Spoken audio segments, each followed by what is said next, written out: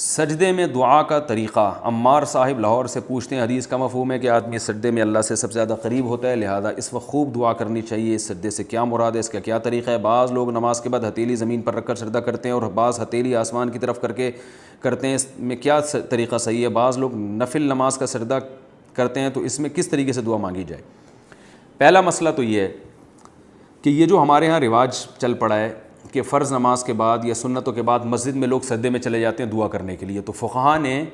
مسجد میں نمازوں کے بعد ہر قسم کے سجدے کو مکروہ لکھا ہے، اس لیے کہ کچھ وقت کے بعد یہ عمل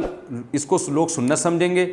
اور یہ بھی بہت کثرت سے شروع ہو جائے گا، تو بدعت شروع ہونے سے پہلے اس کی روک تھام ضروری ہے، تو اس لیے یہ عمل ترک کر دینا چاہیے۔ نمازوں کے بعد مسجدوں میں کسی قسم کا سجدہ نہیں کرنا چاہیے تاکہ لوگ بعد میں چل کے اس کو سنت سمجھنا نہ شروع کر دیں۔ رہا یہ مسئلہ کہ ویسے ہی سجدہ کرنا بالکل جائز ہے،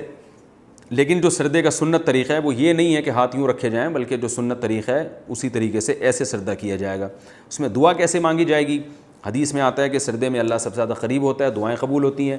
تو تمام حدیثوں کو ہم اگر لیتے ہیں تو فرائض میں جو رسول اللہ صلی اللہ علیہ وسلم سے عام طور پر ثابت ہے اور آپ کا حکم بھی ہے، اجعلوہ علی سجودکم، جب یہ آیت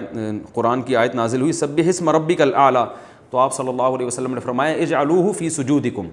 کہ اس کو اپنے سجدوں میں لے جاؤ، تو پتہ یہ چلا کہ بھئی جو فرض نماز میں آپ صلی اللہ علیہ وسلم کا عام معمول تھا اور آپ صلی اللہ علیہ وسلم کا حکم بھی ہے وہ یہی ہے کہ سجدے میں سبحان ربی الاعلی پڑھا جائے، تو اس لیے دعا کوئی کر لے عربی میں تو وہ بھی جائز ہے، چاہے فرض نماز ہو یا نفل نماز ہو، لیکن افضل بہرحال یہی ہے کہ فرض نمازوں کے سجدے میں صرف سبحان ربی الاعلی پر ہی اکتفا کیا جائے۔ نفل نماز کے سجدے میں سبحان ربی الاعلی بھی پڑھیں، اس کے بعد آپ اگر کوئی دعا پڑھنا چاہتے ہیں تو وہ بھی پڑھیں، لیکن سجدہ چونکہ نماز ہی کا حصہ ہے